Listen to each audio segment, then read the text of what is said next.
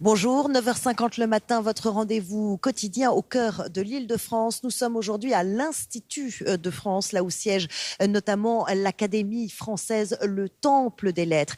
Paris, capitale de la littérature, depuis toujours terre d'inspiration pour les écrivains français ou étrangers. Les lettres sont partout, dans les cafés, les universités, les librairies. Nous vous emmenons aujourd'hui dans le Paris littéraire.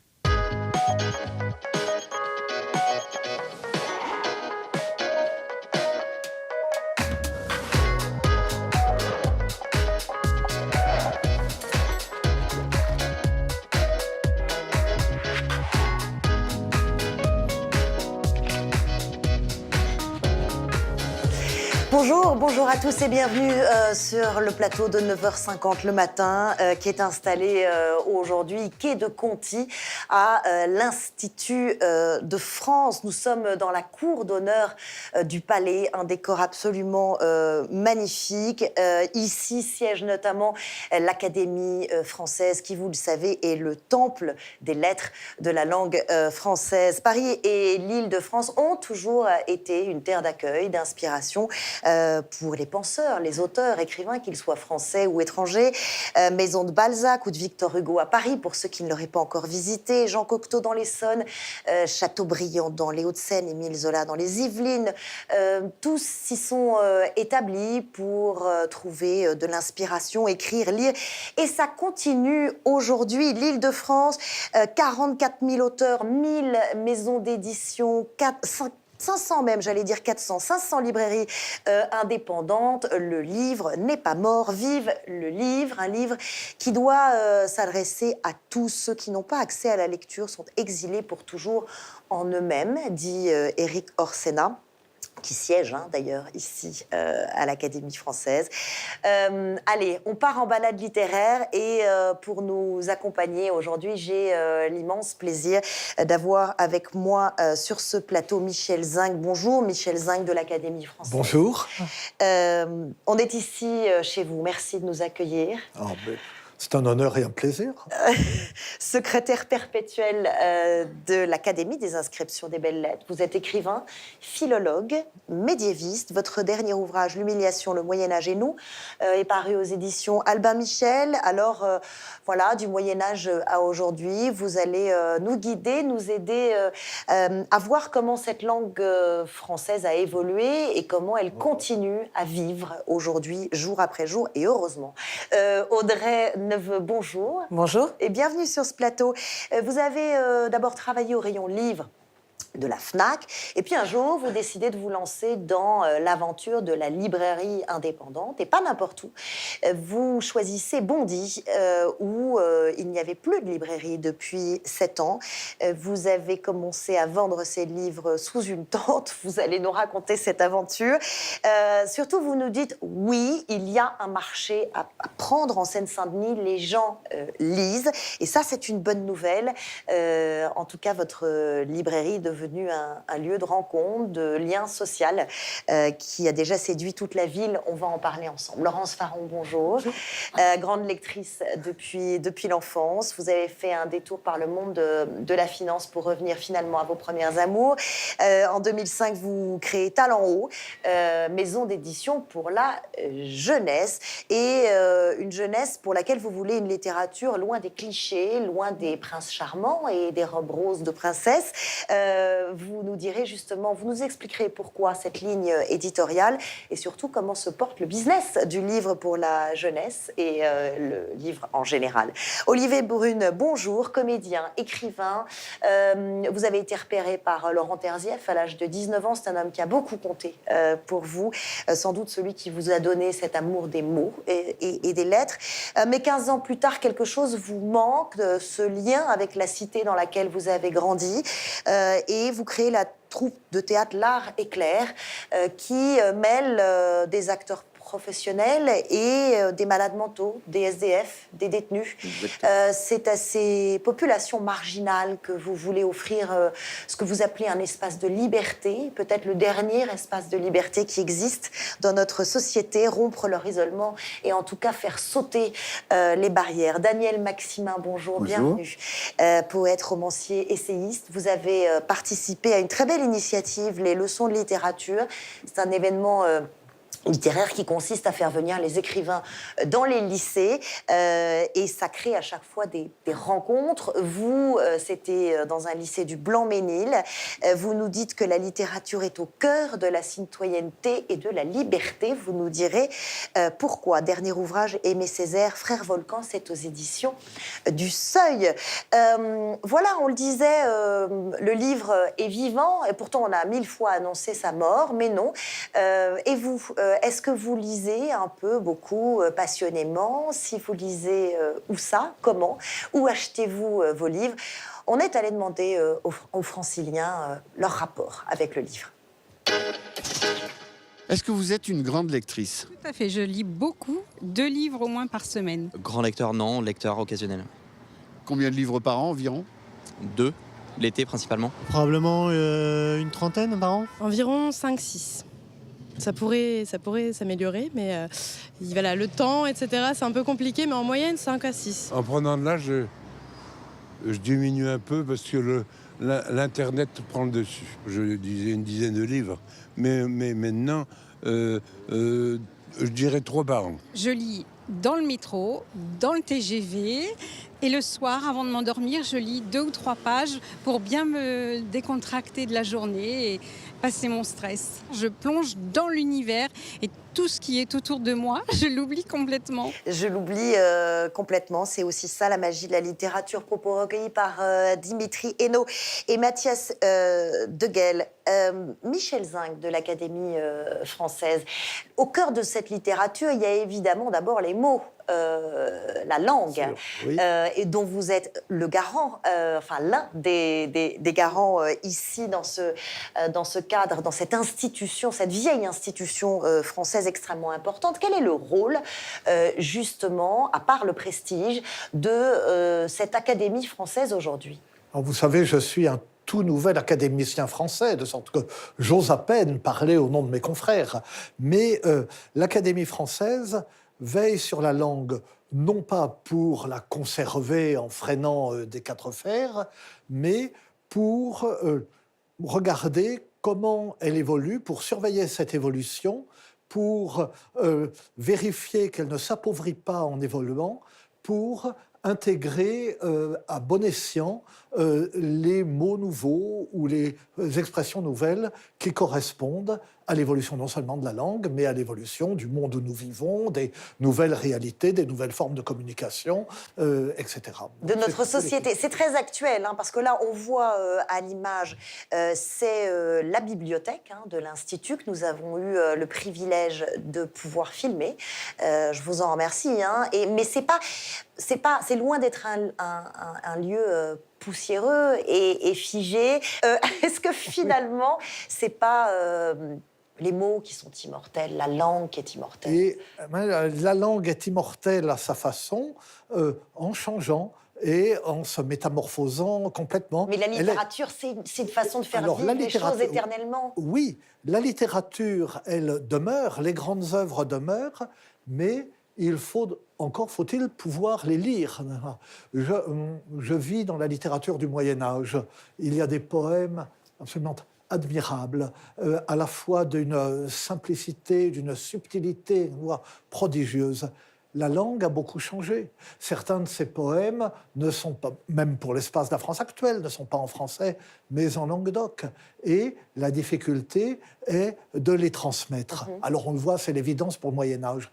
Mais même pour des époques plus récentes, on voit que la langue évolue tellement vite que le théâtre classique est très difficile pour des élèves d'aujourd'hui, et même des romans de Balzac. Et il faut voir ce qu'il faut faire, ce qu'il faut adapter, ce qu'il faut tout de même conserver pour que la langue ne se fracture pas trop, pour que l'évolution ne soit pas trop rapide. Vous êtes les gardiens de cette langue. Dans la société, c'est qui les gardiens? C'est les libraires, les profs c'est eux qui ont un rôle... Oui, tout le monde a une responsabilité, mais les responsabilités sont différentes. Le rôle de gardien, je crois que ce sont surtout les professeurs. Les professeurs. Les libraires aident les écrivains. Un écrivain a tous les droits. S'il veut changer la langue, s'il veut inventer sa langue, s'il veut écrire en argot, s'il veut utiliser des néologismes, il a le droit. Le professeur aide à lire l'écrivain. Mais en même temps, le professeur doit éviter que l'écrivain fasse évoluer la langue trop vite parce qu'à ce moment-là, elle se fracture. Moi, j'en ai vu, à un moment, tout le monde parlait le latin parlé au début du Moyen-Âge. Et puis, selon les milieux, selon les régions, selon qu'on était en Espagne ou selon qu'on était au nord des Gaules, on prononçait différemment. La langue a changé et maintenant, nous avons différentes langues issues du latin. Eh bien, de même, si les professeurs veulent faire les malins, d'une certaine façon, et accélérer cette évolution, nous ne comprendrons plus à l'intérieur d'un espace national, ou la notion, c'est pas parce que c'est la nation, mais d'une région à l'autre, d'un milieu à l'autre, d'un milieu dans tous les sens du terme à l'autre, on ne se comprendra plus, on sera marqué appartenant à tel milieu ou à telle région, et c'est ainsi qu'une société se délite. Donc le rôle d'un professeur est un rôle en ce sens, je vais pas dire, conservateur, non pas pour maintenir la langue telle qu'elle existe, mais pour apprendre à tous les élèves qu'il existe un français standard et faire qu'il n'évolue pas trop vite pour qu'on puisse se comprendre. La langue et la littérature pour ne pas que la société se délite, disiez-vous. Audrey Neveu, vous avez justement remis la littérature, le livre, la langue, au cœur d'une ville où elle n'existait plus, en tout cas où il n'y avait plus de librairie, c'est la ville de Bondy. Vous avez travaillé d'abord dans une grande enseigne de vente de livres et de disques, et vous faites ce pari un peu fou, vu de l'extérieur, à l'heure où le public se détourne, on a l'impression qu'il se détourne du livre, de le remettre au cœur de la ville de Bondy. Pourquoi? Comment ça vous est venu, cette envie, cet élan? L'élan de créer notre propre commerce avec à mon associé et moi-même est venu parce qu'on se sentait un petit peu étriqué dans les gilets de notre employeur. À ce moment-là, on avait vraiment envie d'insuffler notre caractère dans un endroit spécifique à nous, décoré, dans lequel on pouvait mettre les livres des maisons d'édition qu'on aimait, qu'on pouvait travailler à notre sauce. On n'a jamais été dans un élan de militantisme conscient. En fait, ça vous paraît naturel, en fait, comme exactement. Démarche. On était pleine d'élan, pleine de fougue, pleine d'envie, on était pétillante et on l'a encore parce que voilà, ça fait partie de notre état d'esprit. Alors, ce qui est étonnant, c'est la réponse, c'est-à-dire que l'aventure est rigolote déjà parce que les locaux n'étaient pas prêts, vous êtes installés sous une tente, donc c'est un petit peu surprenant sur la place. Et là, vous racontez qu'il y a on vous apportait du thé, il y a des enfants qui sont venus, des familles entières, et à travers votre récit, ce qu'on entend, c'est qu'il y avait un besoin énorme de livres et de liens sociaux. Oui, c'est-à-dire que là, ça fait 3 mois à peu près qu'on a ouvert les portes de notre librairie. Il y a encore des gens qui rentrent et qui nous disent merci avant même de nous dire bonjour. Il y a des... Dès qu'on fait, on a ouvert sous une tente parce que... il y avait du retard, des travaux. Et ils caressaient les livres, les gens, en fait. Je voyais des gens qui souriaient, qui caressaient les livres. Donc, il y a l'objet même C'est fascinant, en fait. C'est étonnant, hein, ça fait du bien d'entendre ça à l'heure du numérique où on nous répète toute la journée que le livre est mort non, il est là, il est bien là, les gens aiment le toucher, l'acheter, l'offrir. Laurence Faron, vous avez fait un autre pari, c'est celui, mais c'est aussi un pari risqué puisque c'est dans un monde de l'édition. Vous vous lancez dans la littérature de jeunesse et pourtant c'est une sacrée bifurcation puisqu'au départ vous étiez dans la finance et pourquoi tout d'un coup vous bifurquez et vous allez vers l'édition pour la jeunesse? Pourquoi? C'est un parcours personnel. Je pense que c'est une question de maturité. J'ai, à l'âge de 30 ans, décidé de faire ce qui me tenait vraiment à cœur et je me suis appuyée sur mon expérience professionnelle passée. Il faut avoir le goût du risque, c'est certain. Il faut aimer entreprendre, il faut aimer fédérer, il faut aimer emmener les gens, les clients, les lecteurs, aussi les gens avec qui on travaille. Il faut avoir ça en soi, c'est certain. Mais le numérique en soi, il faut quand même relativiser les choses, notamment en France, ne représente que 3% du chiffre d'affaires de la chaîne du livre, on va dire. Donc c'est assez limité. Encore, ça peut changer, mais on a quand même la chance en France d'avoir un réseau de libraires très dense, de grande qualité, d'être protégés par la loi Langue, qui nous a quand même permis à tous et à toutes de survivre avec cette grande diversité culturelle. En 2 mots, la loi Langue, pour les téléspectateurs. Ça veut dire que dans la librairie des deux Georges à Bondy, le prix du livre sera exactement le même qu'à la Fnac d'où vous venez. Voilà, c'est un prix qui est... Donc il n'y a pas de concurrence sauvage comme il pourrait y en avoir sur d'autres produits, ce qui permet donc aux librairies indépendantes de survivre, aux éditeurs indépendants de ne pas être concurrencés directement par ceux qui auraient de très gros moyens, beaucoup plus gros moyens, et donc surtout de garder une grande diversité culturelle. Ceci dit, ça reste un marché assez quand même fragilisé, celui des librairies. Il y en a pas mal qui disparaissent. Illustration en images, justement, avec la fermeture de L'Œil Écoute, c'est une librairie à Montparnasse, à Paris, dans le 14e arrondissement. En tout cas, ça l'était l'an dernier. Elle lançait un appel aux dons. Ça n'a pas suffi. Reportage Marie Chambrial, Geneviève Faure. C'est un véritable appel au secours. La librairie L'Œil Écoute, en plein cœur de Montparnasse, est en danger de mort. Malgré le recours au financement participatif, il manque encore beaucoup d'argent à cette librairie trentenaire pour espérer tenir debout. Cette année, j'ai perdu en 4 mois 100 000 euros de chiffre d'affaires. La bouche de métro, qui est devant la librairie, a été fermée pendant 3 mois, donc ça nuit quand même, parce que les gens ne sortaient plus devant la librairie. Comme le chiffre d'affaires n'est pas rentré, j'ai des difficultés pour repayer les fournisseurs et le loyer également. Je paie avant tout mes employés. Avec ses 30 000 références sur 250 mètres carrés et une ouverture tard le soir et le dimanche, L'Œil Écoute emploie 6 salariés. Mais les lecteurs se raréfient, préférant commander leurs ouvrages sur la toile. Selon le Centre national du livre, les achats sur Internet représentent 15% du marché. Je crois souvent que les livraisons de livres, c'est du fait des gens qui sont dans des zones très rurales, qui se font livrer chez eux parce qu'il n'y a pas de librairie. En fait, à Paris, on utilise beaucoup, que ce soit Amazon ou la Fnac, pour recevoir des livres chez soi. C'est une concurrence. À partir du moment où, le jour où Amazon paiera ses impôts en France, dirais-je, ça sera une concurrence loyale. Aujourd'hui, ça reste une concurrence déloyale, en effet. Pour contrer ce phénomène, les librairies indépendantes ont créé leur propre site, Paris Librairie. Les clients qui tapent le nom de leur livre, et ils peuvent savoir quelle librairie sur Paris ont le livre à disposition, ou même pouvoir le commander. Par contre, le livre arrive en librairie, pas chez eux. Et puis, voilà, c'est intéressant aussi parfois de se déplacer de chez soi et de discuter avec un libraire, par exemple. C'est important de discuter avec un libraire. Michel Zing, de l'Académie française, quand une librairie ferme, c'est une lumière qui s'éteint?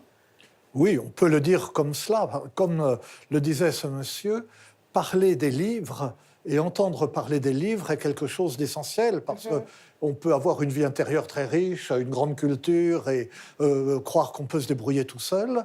mais dès qu'on parle du livre qu'on lit, du livre qu'on a envie de lire avec quelqu'un, on s'aperçoit que brusquement, quel que soit l'interlocuteur, la pensée qu'on a de ce qu'on vient de lire se précise, la lecture qu'on vient de faire s'enrichit. C'est essentiel de pouvoir en parler. Et avec qui peut-on plus naturellement en parler qu'avec un libraire?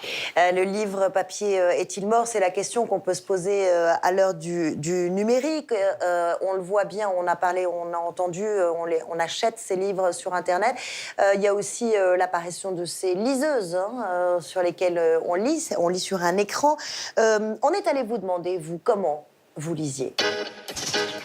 Pour les nouvelles générations, c'est très probable. Après, j'ai quand même été élevée avec le livre papier, donc pour moi, ça reste quand même un support que j'aime bien. On a eu peur il y a quelques années que ce soit le cas, mais il y a une nouvelle dynamique qui est arrivée depuis quelques temps, et je pense que finalement, il n'est pas si mort que ça. Les librairies ne perdent pas tant de place que ça dans les centres-villes, qu'il y en a toujours quelques-unes qui survivent. Ça m'inquiète parce que je pense que les jeunes lisent moins, ils sont beaucoup plus sur leur tablette. Sur le livre en tant qu'objet papier, c'est vrai que les livres, ça prend de la place, on ne sait plus où les mettre. C'est vrai qu'écologiquement, c'est pas terrible, ce serait quand même mieux d'aller vers le numérique, etc. Contrairement aux gens de ma génération, qui restent attachés au livre, j'aime la liseuse parce que je dois plus chercher ma page si j'ai oublié mon onglet. Ça s'abîme pas. Enfin, moi, je suis un inconditionnel de la liseuse. J'aime bien la manipulation du livre pour pouvoir me concentrer. J'ai énormément de difficultés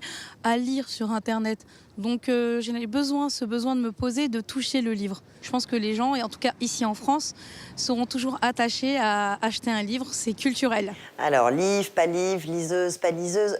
Olivier Brune, est-ce que c'est pas un faux débat? Est-ce que l'important, finalement, vous qui êtes un amoureux fou des mots, ce ne sont pas ces mots, justement, et le fait de lire tout court?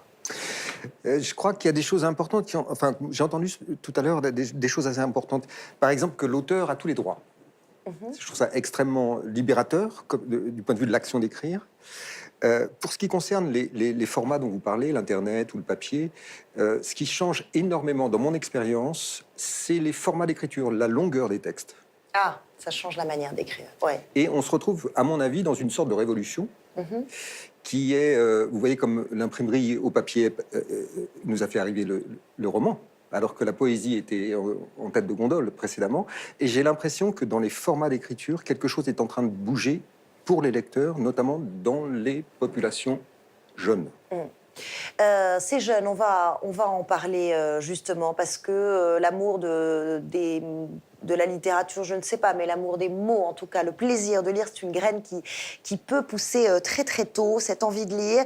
Regardez le parc d'attractions littéraires, c'est une initiative qui date de l'été dernier et qui proposait un éveil à la lecture. Ça se passe à Pantin, reportage Emmanuel Hutzinger, Isabelle Audin.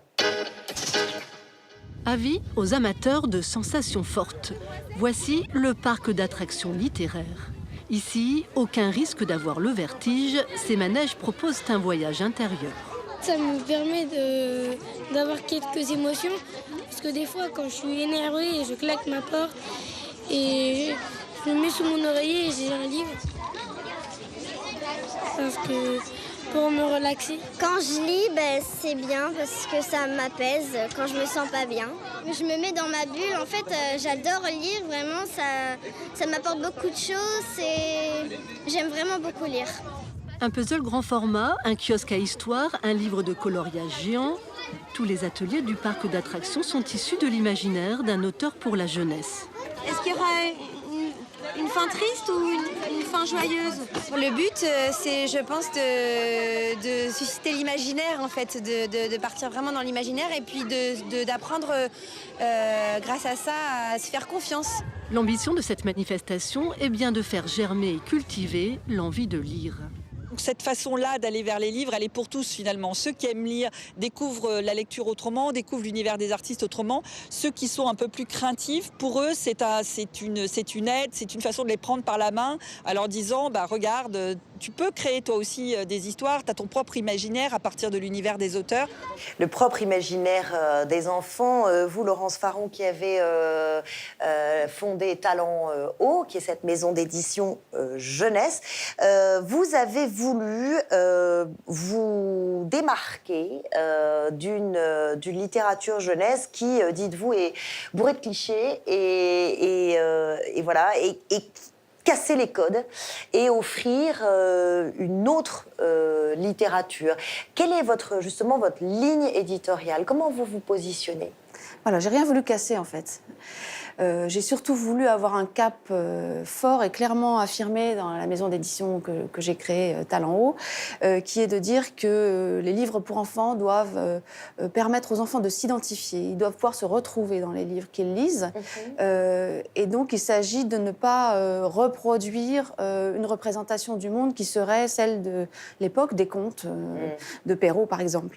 Donc, il s'agit de représenter le monde tel qu'il est, avec des garçons et des filles, puisque jusqu'à preuve du contraire, il y a des garçons et des filles dans les écoles et dans les familles, mais aussi avec des femmes qui travaillent, puisque en France, en 2018, les femmes travaillent dans leur grande majorité, avec des hommes qui ont des sentiments et qui savent les exprimer, mais aussi avec des garçons de 5 ans qui ont peur du loup et qui pleurent et qui ont des inquiétudes et qui les expriment.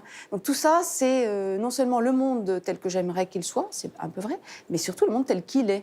Et les enfants doivent s'y retrouver. Et cette grille de lecture, justement, enfin cette grille de sélection par rapport au... J'imagine que vous recevez des centaines de manuscrits, des milliers même, chaque année. Alors évidemment, c'est votre œil à vous, votre esprit critique à vous, mais vous impliquez aussi les enfants dans votre comité éditorial? Alors, pas dans mon comité éditorial, ça serait un petit peu trop lourd à gérer, mais nous sommes très souvent au contact de nos lecteurs et lectrices, forcément, puisque d'abord, un éditeur, notamment pour la jeunesse, participe à de nombreux salons où nous avons l'occasion de rencontrer les lecteurs, les lectrices et leurs parents et quelquefois leurs enseignants. Et puis nous avons d'autres occasions. Nous organisons un concours d'écriture, par exemple, qui s'appelle le concours Lirego, où nous donnons une consigne d'écriture à des enfants de CP, CE1, tout de même, 6-7 ans. C'est petit. C'est très petit. Alors, ils n'écrivent pas seuls, ils écrivent d'abord collectivement, avec leur enseignant ou leur enseignante, et sur la durée d'une année scolaire. Mais néanmoins, ils produisent un texte dont le meilleur est choisi, illustré et publié par Talent Haut tous les ans au mois de juin. Aller contre les idées reçues et certains clichés. Audrey Neveu, vous avez appelé votre librairie à Bondy Les Deux Georges. C'est un clin d'œil, là aussi? C'est un clin d'œil à l'humour, à la base.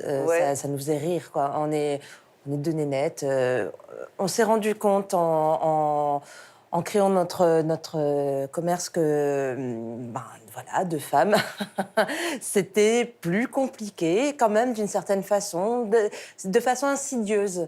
Et puis, ça crée un état d'esprit, une lumière sur un état. Donc nous, on est là toutes les deux avec nos robes vintage. Les Deux Georges, ça nous parlait, ça crée voilà, une petite ambiance. Après, les références littéraires existent bel et bien, qui sont celles autour de George Orwell et George Sand. Donc il y a une parité qui nous importe. On travaille ensemble, en fait, hommes-femmes. La parité, la mixité aussi. Olivier Brune, vous êtes un auteur et un acteur engagé auprès des populations marginales et aussi auprès des jeunes. Et vous dites cette jolie phrase, « Je leur ouvre la porte magique des mots ». Ils ont ça instinctivement en eux, les enfants, les jeunes? Il y a plusieurs choses. D'abord, je crois que le fond poétique commun à tous est universel. Il n'y a pas de prérequis. Donc, une histoire racontée est une histoire qui est entendue par tout le monde. Je crois qu'aussi, dans la littérature et dans l'écriture, il y a un pouvoir de métamorphose gigantesque. À la fois pour le lecteur, on l'a vu tout à l'heure avec les enfants, par exemple, la possibilité... Le lecteur est co-créateur d'un livre. Il le recrée dans son esprit. Et donc, il est co-auteur. Il est en train de l'assembler. Et donc, dans cette possibilité... de l'écriture, d'ouvrir le déplacement d'un point de conscience. Alors quand je travaille avec des détenus, par exemple, la possibilité d'écrire permet aussi de fixer là où on en est. Et quand on fixe là où on en est, nos obsessions, les choses qui nous habitent en permanence, c'est la possibilité de les déplacer. Tant qu'elles sont évanescentes, c'est très très difficile de bouger. Et donc l'écriture et la lecture, mais l'écriture en particulier, est un moyen de métamorphose. Chaque écriture déplace la personne qui écrit. Et il y a des conditions particulières à cette métamorphose. Par exemple, je trouve que le fait de publier, donc le fait de donner à l'autre, déplace l'être très profondément, de la même manière que le fait de monter en scène, de porter les textes, ce que je fais avec les détenus aussi, déplace le point de conscience qu'on a de soi-même. Porter les textes, c'est ce que vous faites, vous, Daniel Maximin, quand vous vous déplacez dans une école, parce que c'est important de faire comprendre à des enfants que la littérature, la langue, ce ne sont pas des mots imprimés sur une page froide, que la langue, ça vit, et que derrière cette plume, il y a vous, être de chair et d'os, qui va communiquer sa passion de la littérature aux enfants. Racontez-nous ces leçons de littérature et pourquoi vous y participez. Très naturellement, parce que d'abord j'ai été prof dans mes débuts, et je sais d'origine, j'ai été élève aussi, à quel point la culture, la littérature, la musique, la chanson, les arts plastiques sont décisifs pour l'édification de quelqu'un. C'est-à-dire pas apprendre seulement ce qui est nécessaire, mais apprendre ce qui est important et qui donnera à chaque individu sa personnalité. Et ça, c'est la dimension culturelle qui porte ça.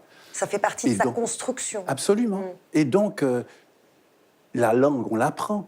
La grammaire, le vocabulaire, et même, je dirais, les langues, c'est-à-dire la langue de vie, les langues passées, c'est-à-dire apprendre que la langue bouge et qu'il y a des langues et qu'il faut d'ailleurs les respecter telles quelles. On ne va pas changer la langue du 18e pour l'adapter aux enfants d'aujourd'hui quand on fait Voltaire ou Diderot. Mais en même temps, ça apprend la pluralité, ça apprend la diversité, ça apprend que c'est quelque chose qui doit se gagner et que la langue, nous sommes enfermés dedans et la littérature, c'est ce qui permet de la libérer.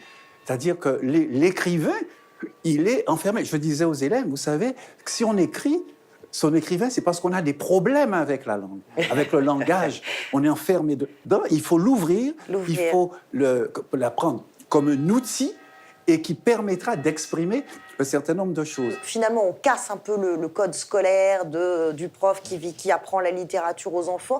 Tout d'un coup, il y a l'écrivain qui est là, en chair et en os. Comment vous les trouvez, ces jeunes? Comment ils réagissent? Comment ils vous reçoivent? Ils réagissent comme on souhaiterait qu'ils réagissent en étant soi-même à disposition dans une modestie qui consiste non pas à faire « voici le chef-d'œuvre que j'ai fait, voici l'œuvre finie, mais voici le travail que je fais, les sentiers de la création pour des gens qui eux-mêmes sont en création d'eux-mêmes. » Et donc, c'est quoi que c'est très important parce que ça ramène à un niveau qui les concerne et leur dire c'est pas parce que tu ne sais pas encore que tu ne dois pas faire.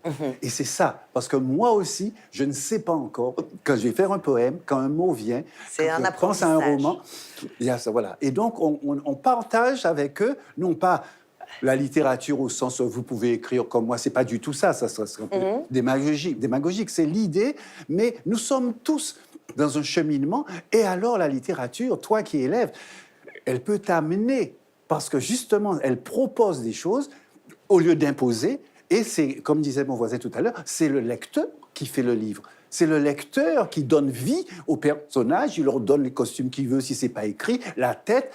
Alors, à ce moment-là, il est dans un travail de création. La lecture, justement, Michel Zinc de l'Académie française, vous dites, pourquoi pas, vous croyez aux vertus de la lecture à voix haute aux enfants. Pourquoi? Oui. Je crois parce que la lecture à voix haute introduit une communication très forte avec le lecteur, qu'on écoute facilement la parole qui résonne, et parce qu'un enfant, enfin c'est mon expérience, expérience avec mes enfants, avec mes petits-enfants, avec les enfants que je connais, qu'un enfant qui a du mal ou qui répugne à entrer directement tout seul dans un livre, ça lui fait peur. La langue est un peu vieillie, c'est un peu gros. On le prend par la main quand on prend par la main, il écoute et au bout d'un moment, il a envie de continuer tout seul. Olivier Brune, vous qui étiez hors cadre, on va dire, hein, vous n'étiez pas du tout dans le parcours scolaire classique, même, voire pas du tout même, je crois que vous étiez déscolarisé. Vous grandissez dans une cité, vous commencez une carrière d'acteur, vous êtes repéré par Laurent Terzieff, et puis des années plus tard, ça vous rattrape, cette enfance dans une cité et cette impression que vous êtes peut-être lié aux mots, mais que ces mots ne vous relient pas à une certaine réalité. Et vous vous rapprochez de populations marginales. Pourquoi aller vers les SDF, les détenus, les fous? Il y a deux entrées à cette, enfin, pour répondre à ça. La première, c'est que en tant qu'auteur, les gens que je rencontre dans la rue, je travaille en ce moment avec des clochards, j'écris un film. Qui s'appelle? Qui va s'appeler? C'est un film qui est écrit par moi et Klaus Drexel, un formidable documentariste. Et ça va être un film de fiction porté par Catherine Fro. De fiction, d'accord. Et ce qui est très impressionnant pour l'auteur que je suis, c'est l'ouverture des sens. C'est-à-dire que les gens que je rencontre dans la rue, les gens avec qui je passe beaucoup de temps, beaucoup, comme en détention, comme avec les personnes handicapées mentales, même si en disant ça, on dit quelque chose d'un peu fou, parce que c'est trop pluriel. Hein, on rencontre une personne à chaque fois, un être à chaque fois. Ces personnes-là m'ouvrent des sens, m'ouvrent des façons de voir le monde que j'ignore. Et donc, je me retrouve dans une position où je suis dans des terrains tout simplement inspirants. Une prison, c'est du pain béni pour un auteur. Pourquoi? Parce qu'on ne peut faire que cela raconter. Je veux aller là où la parole est rare, où il y a de la souffrance, car là, ça parle plus fort. C'est ce que vous dites. C'est toujours plus rigolo de parler de sexe avec un trisomique et du temps et de la violence avec un détenu. Oui. Quand vous parlez du temps avec un détenu, il sait de quoi il parle. Je ne veux pas dire que nous ne le savons pas, mais c'est plus aigu, c'est plus fort. Et donc... il y a pour moi quelque chose d'extrêmement important d'écouter le monde dans sa pluralité, dans sa diversité. C'est pour ça que tout à l'heure, je parlais d'absence de prérequis. Il n'y a pas besoin d'être dit surdiplômé pour évoquer ça. Et pourquoi je suis dans cette démarche-là? C'est que j'ai grandi dans une cité. Je n'étais pas très cadrable comme jeune homme. C'est pas que j'étais un mauvais élève, c'est surtout que je n'arrivais pas à rester en classe. Peut-être pas cadré non plus. On Faut devient voir, pas je ne sais cadré. pas. C'est une histoire d'amour ratée. Et que finalement, le fait de jouer Hippolyte dans Phèdre à 19 ans va m'ouvrir l'horizon de la littérature. Le dessin en est pris. Je pars, chère terre amène, et quitte le séjour de l'aimable Trézène. Dans le doute mortel dont je suis agité, je commence à rougir de mon oisiveté. Et donc ça, 19 ans, vous comprenez, le gars, il ne tenait pas en classe. Et il se retrouve avec cette responsabilité-là devant 1000 personnes. Et d'un seul coup, le verbe devient chair. Et j'insiste un tout petit peu sur cet aspect métamorphose du bonhomme. Et donc j'ai compris assez tôt que les mots nous bougeaient. Et bougeaient quelque chose d'extrêmement profond en nous. Et vous dites aussi que c'est le dernier espace de liberté qui nous reste. Je suis ce que je suis. Blanc de peau, je n'ai pas de cheveux blancs, je n'ai pas de poils blancs sur ma barbe, c'est entendu. Je ne suis que ce que je suis enfermé dans ce que je suis. Sur une page de papier, je suis Dieu. Je suis une feuille qui tombe, je suis un moustique, je suis un trait méchant. Sur une feuille de papier, je tue. Sur une feuille de papier, vous voyez? Et donc, il y a la possibilité, à l'intérieur fait de l'acte créatif, de pouvoir se libérer de sa propre existence, de la déplacer, de déplacer les frontières, de déplacer les points de vue. En plus, je dirais davantage que ça, de l'inventer. Dernier espace de liberté, vous, écrivain, vous avez l'impression d'ouvrir ces portes, d'ouvrir ces mondes. L'espace de liberté en chacun de nous, quelles que soient les contraintes et justement les prisons, et c'est une porte. Et donc, c'est un espace de liberté. Pourquoi? Pour deux choses. C'est parce que, comme on vient de le dire, je peux tout dire. dans le livre. Je peux aller au Moyen-Âge ou je peux aller au 23e siècle. Hein. Mais en même temps, ça serait un peu égoïste, une liberté personnelle. C'est une liberté offerte. C'est-à-dire que le lecteur, lui, avec ce que je dis, avec le moustique ou avec le conte ou la science-fiction ou le récit pour enfants, il va devoir fabriquer sa propre liberté en lisant.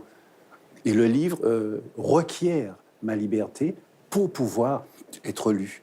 Et donc, c'est en cela que c'est vital. C'est en cela que c'est un partage de liberté. Et c'est en cela que le livre requiert ma liberté au lieu simplement de la servir. Ça nous emporte ailleurs. Paris et la région parisienne, en tout cas, ont toujours été une terre d'inspiration pour ceux qui pensent, qui lisent, qui écrivent. Et on a voulu vous emmener, vous, téléspectateurs, dans une balade littéraire. Nous avons choisi comme guide Sophie Herbert. Elle est auteure du livre Paris des amateurs de littérature. C'est aux éditions Parigramme. Allez, on découvre 3 lieux incontournables avec elle. Regardez.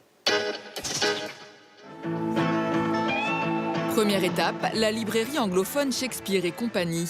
Le lieu existe depuis 1951 et s'appelait alors le Mistral. Son créateur, George Whitman, un libraire américain, a ensuite changé son nom en hommage à l'éditrice Sylvia Beach. C'est une librairie emblématique historique qui a été lancée par Sylvia Beach dans les années 20. Elle a été le premier éditeur de Joyce, du livre Ulysse. Aujourd'hui, c'est Sylvia Whitman, la fille de George, qui s'occupe de cette librairie et qui a vraiment à cœur de faire vivre ce lien qu'il peut y avoir entre un livre et son lecteur, de par une programmation vraiment très importante d'événements, des conférences, des dédicaces, mais aussi par son âme. Paris littéraire, c'est pas que les écrivains français francophones. Il y a eu beaucoup d'écrivains américains qui sont passés par ici. Je pense à Ernest Hemingway, Henry Miller, Francis Scott Fitzgerald aussi. Les écrivains du monde entier ont été inspirés par Paris. Plus qu'une librairie, un véritable refuge pour certains écrivains, comme le poète américain Allen Ginsberg. George Whitman avait l'habitude de les accueillir en échange de quelques services. La visite se poursuit plus au sud de la rive gauche. En 1871, à 2 pas de la place Saint-Sulpice, le jeune Rimbaud déclame pour la première fois son poème Le bateau ivre devant Verlaine et ses amis. Comme je descendais des fleuves impassibles, je ne me sentis plus guidé par mes haleurs. Un poème calligraphié récemment sur ce mur de la rue Férou par un peintre hollandais. Les ayant cloués nus au poteau de couleur. Troisième et dernière étape, la closerie des Lilas, au lieu de la vie artistique et littéraire parisienne. Au XIXe siècle, donc c'est un relais de poste sur la route de Fontainebleau. Ça deviendra ensuite un café, un des premiers du quartier Montparnasse, à côté du Balbulier. Donc on venait avant ou après danser. Tout au long du XXe siècle, le lieu a accueilli écrivains et peintres, français et étrangers. Il y a par exemple Émile Zola avec son amie Cézanne qui viennent ici. On sait que Théophile Gautier et les frères Goncourt sont des habitués. Quelques années plus tard, il y aura aussi les écrivains américains, Ernest Hemingway ou encore Henry Miller ou Francis Scott Fitzgerald, qui lira à Ernest Hemingway le manuscrit de Gatsby le Magnifique. En tout cas, il lui fera lire sur la terrasse de la closerie des Lilas. Aujourd'hui encore, la closerie des Lilas est liée au milieu littéraire. Des écrivains de la nouvelle génération le fréquentent et un prix récompensant une romancière francophone porte son nom. Quelle chance avons-nous, Parisiens et Franciliens, d'être entourés de cette richesse historique, littéraire, culturelle. Y a-t-il un lieu, on arrive au terme de cette émission et je voudrais vous poser rapidement à chacun d'entre vous cette question, y a-t-il un lieu qui vous apaise, qui vous inspire, qui vous fait du bien, Michel Zinc de l'Académie française? Oui, j'ai l'air d'être un cuistre, c'était pas parce que je suis métiviste. Pas du tout. Mais le petit square devant le musée de Cluny, ou entre la Sorbonne et le musée de Cluny, Oui. est pour moi une sorte de quintessence de ce que j'ai aimé du Paris à la fois littéraire et des études. Et voilà, quand je suis là, près de la statue de Montaigne, je suis content. Et vous? Moi, j'aime les rades, les petits bistrots. Les petits bistrots planqués, pourris, avec des vieilles photos de cinéma et des habitués qui en ont gros, en fait, et ça raconte des histoires incroyables, et je me sens bien dans ces endroits-là. Oh, moi, je pense que c'est le Café de Flore, forcément. Ah oui. C'est toute une époque, c'est toutes mes premières lectures politiques d'adolescente. Et... Vous étiez étudiante à Sciences Po, c'est pas très loin. C'était pas très loin. Je n'avais pas les moyens d'aller au Café de Flore, mais je le regardais. Oui. Ça fait rêver, ça me renvoyait à mes lectures, à mes fantasmes professionnels aussi à l'époque. Moi, je passe tellement de temps dehors, tellement de temps dans les endroits épouvantables, ou en tout cas très reculés, très loin, que j'adore mon lit. Je le trouve extrêmement passionnant. Vous revenez oui, sur vous-même. C'est l'endroit où je me rassemble. Oui, c'est ça. C'est un lieu de création. Absolument. Absolument. Et d'inspiration aussi, et de repos. Absolument, absolument. Eh bien, moi, c'est une librairie. Ouais. Où je suis entré à l'âge de 17 ans, au quartier latin. Quand je suis entré à la Sorbonne après mon bac, à côté, rue des Écoles, la librairie Présence africaine. Et cette librairie, jusqu'à maintenant... Elle existe toujours. Elle existe toujours, même endroit, même petite librairie. C'est quasiment un patrimoine du monde francophone. Voilà, merci à tous d'avoir participé à cette émission. Je voudrais remercier également Margot Bétou qui m'a aidé à la préparer. 9h50, c'est tous les jours, c'est sur France 3 Paris Île-de-France. Je vous souhaite une très belle journée.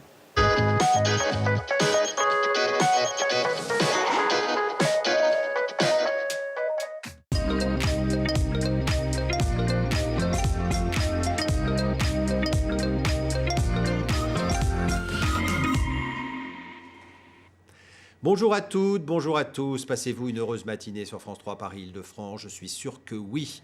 Alors, si le rire est le propre des Belges, il aime aussi ce rire être partagé avec nous, les habitants de Paris et sa région. Les Belges nous font rire. Ils sont d'ailleurs une colonie importante à Paris, qu'ils s'appellent Alex Vizorek ou Virginie Hoc. Bienvenue dans la confrérie avec ce matin une jeune femme qui enflamme le théâtre des Mathurins avec son spectacle The One Mother Show. Véronique Gallo, bonjour. Bonjour. Et merci d'être avec nous. Alors, vous savez qu'à cette heure-ci, le matin, il y a de nombreuses mères de famille qui sont devant leur télévision, mais elles font autre chose en même temps. Oui, Parce tout à qu'elles fait. s'occupent des enfants. J'imagine. Je pense qu'il faut qu'elles aillent voir votre spectacle, Ah, ça leur ferait du bien, oui. qui est centré sur une mère de famille super dépassée, on peut dire, avec ses 4 enfants. Voilà, c'est ça. En fait, c'est un spectacle qui raconte le quotidien assez banal d'une mère de famille.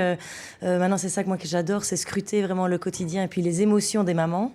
Parce que c'est vrai qu'il y en a beaucoup. Et puis parce qu'on ne dit pas souvent à quel point c'est fatigant d'élever ses enfants, même si c'est un grand bonheur. Alors, tous les gestes du quotidien, les situations du quotidien, comme vous venez de le dire, sont déclinés sur scène. Comment est-ce qu'on arrive à faire rire, justement, avec le quotidien? Qu'est-ce qu'il y a de drôle là-dedans, dans une mère qui s'occupe de ses enfants et qui est souvent dépassée par ses tâches matérielles, quand il s'agit de leur couper les cheveux ou de les faire ranger leur chambre? C'est vrai que ce sont des tâches assez banales, mais d'abord, les enfants ont cette capacité à se renouveler dans les bêtises et dans les choses qui peuvent faire rire. Et puis, ce qui est intéressant, c'est justement de scruter l'émotion de la maman.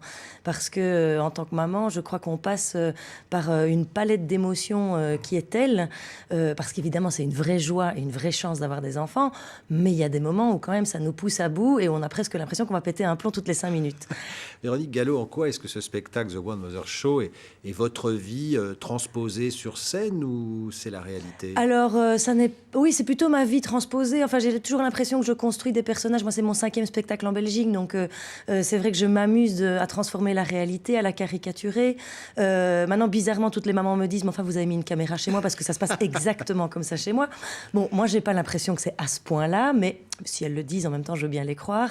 Non, ce qui est intéressant, c'est de prendre des petits éléments du quotidien et puis de les transformer, en fait, de les sublimer pour le Est-ce qu'il théâtre. y a une évolution à travers les générations ou ces problèmes ou ces situations que vous décrivez, finalement, elles se transmettent de mère en fille et de fille en mère? Alors je pense que cette réalité maternelle, elle existe depuis toujours. Maintenant, c'est vrai que la société a beaucoup évolué. D'abord, les femmes travaillent et doivent être performantes non seulement au boulot, dans des boulots, on leur demande d'être de plus en plus performantes. Il y a une espèce de recherche de la perfection depuis quelques années qui est en plus assez soutenu par les magazines féminins, où on a l'impression qu'il faut être parfaite en tant que Une maman, en super tant maman, qu'épouse, voilà.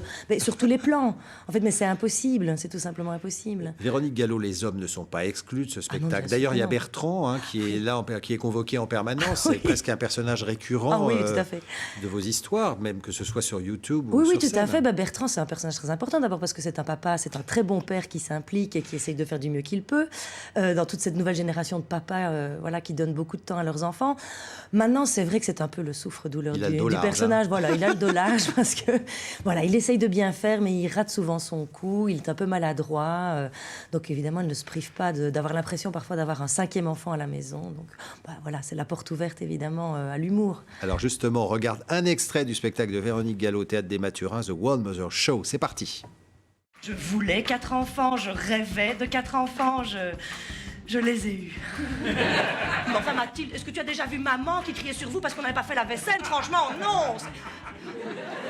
Oui, enfin tu montes maintenant. Allez, hop, en avant. Tous les matins, je me lève et je me dis que je ne vais pas m'énerver. Et tous les jours, je m'énerve. Maintenant, je monte jusqu'à 3. À 3, je ne sais pas ce qui se passe, mais à 3, il se passe quelque chose. 1. Tu vas te brosser les dents, dépêche-toi. 2. Prends tes affaires. Dans ton lit. 2, un quart. Bertrand, il a un interrupteur quand il n'a pas ce qu'il veut. Ting, il est réveillé. Tac, il dort. La psy me l'avait dit. La réalité ne rencontre pas toujours le fantasme.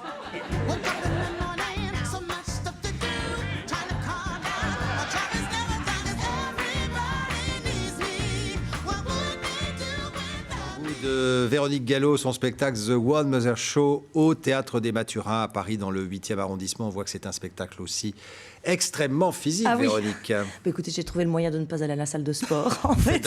C'est un 2 Voilà. en 1, en fait. Voilà, c'est un 2 en 1. J'avais envie, voilà, j'ai pas beaucoup de temps en dehors des spectacles et de mes enfants, donc j'ai trouvé le moyen de me muscler un peu, de suer comme un porc tous les soirs. Enfin, voilà, non, c'est un vrai bonheur, en fait, ce spectacle. Comment est-ce que l'on passe, Véronique Gallo, d'études de lettres, de langue, de littérature romane, ça paraît Oui. tout ça très sérieux, Salé.